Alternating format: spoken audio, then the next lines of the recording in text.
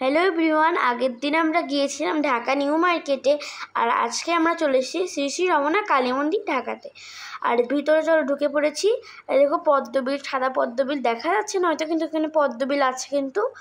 আর তারপরে এখানে সবাই ছবি তুলছিল, আমরাও তুলেছিলাম ছবি অনেকগুলো। আর দেখো গণেশ ঠাকুর এই জায়গার, এই যে।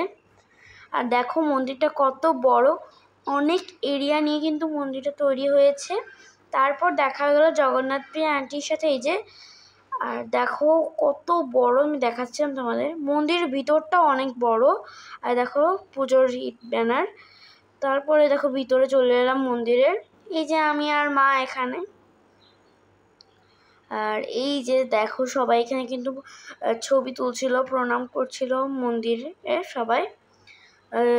আর দেখো ঘুরে ঘুরে দেখছিলাম সব কিছু মন্দিরের ভিতরে। আর এই দেখো কালী ঠাকুর, এখানে কালী ঠাকুর কিন্তু অনেক বড় ছিল কালী ঠাকুরটা। আর এই দেখো এখানে সবাই হচ্ছে উপোস থেকে মোমবাতি জ্বালাচ্ছিল। তো আজকে মতো টাটা, বাই বাই।